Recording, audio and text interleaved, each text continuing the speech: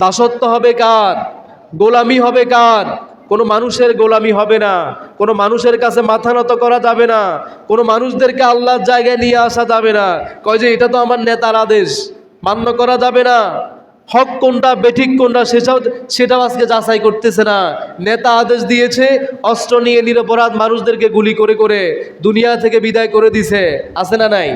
এটা কি হক না বেঠিক? এটা কি ভালো আদেশ না খারাপ আদেশ? সেটাও যাচাই করতেছে না, কারণ এরা মানুষের গোলামি করছে, আল্লাহর গোলামি করছে না। আল্লাহর বিধান, কথাটা আল্লাহ বলেছেন, এই কথা বলার পর তো তুমি 13 বার চিন্তা করো, 14 বার চিন্তা করো, করব কি করব না। নেতার আদেশ পাওয়ার পর কেন চিন্তা করো না? কারণ তোমার ভিতরে আল্লাহর দাসত্ব নাই, তোমার ভিতরে আছে মানুষের দাসত্ব। এই কথাটা, এই বিধানটা ছিল গোলামি হবে একমাত্র আল্লাহর, বিনা প্রশ্নে মানতে হবে আল্লাহর বিধান, রাসূলের কথা। এটা সমস্ত জাতির জন্য শরীয়ত ছিল, আল্লাহর বিধান মানবে। আর ওই সময়কার যে নবী রাসূল পৃথিবীতে আসছে, ওনার গাইডলাইন ফলো করবে। এটা আমাদের জন্য নয়, একবারে আদম আলাইহিস সালাম থেকে শুরু করে নিয়া যত মানুষ পৃথিবীতে এসেছে সবার জন্য এটাই শরীয়ত। আরেকটা আয়াতে আল্লাহ তাআলা বলছেন, وَإِذْ أَخَذْنَا مِيثَاقَ بَنِي إِسْرَائِيلَ لَا تَعْبُدُونَ إِلَّا اللَّهَ وَبِالْوَالِدَيْنِ إِحْسَانًا وَذِي الْقُرْبَى وَالْيَتَامَى وَالْمَسَاكِينَ وَقُولُوا لِلنَّاسِ حُسْنًا।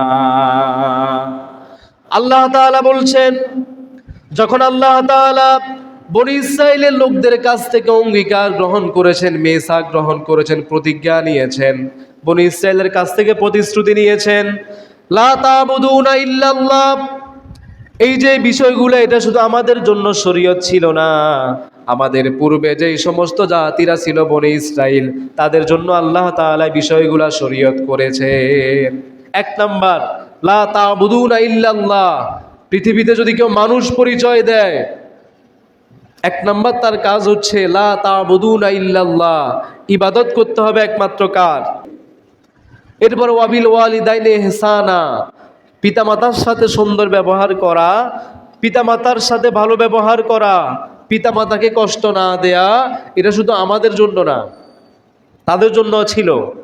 এরপর আল্লাহ তাআলা বলেছেন ওয়াজিল কুরবা, আর তোমার নিকটাত্মীয় যারা আছে, আত্মীয় স্বজন যারা আছে, এদের সাথে ভালো ব্যবহার করবে, এদের প্রাপ্য এদেরকে বুঝিয়ে দিবে।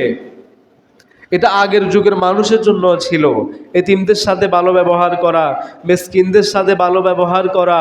ওয়াকুলু লিন্নাসি হুসনা, আর তোমরা মানুষের সাথে সব সময় সুন্দর কথা বলবে। কথাটা কার? আমাদের জন্য না, আমাদের জন্য তো অবশ্যই আদেশ আগের যুগেও ছিল, তাদেরকেও বলেছেন মানুষের সাথে সুন্দর ব্যবহার করা, মানুষদের সাথে হাসি মুখে কথা বলা।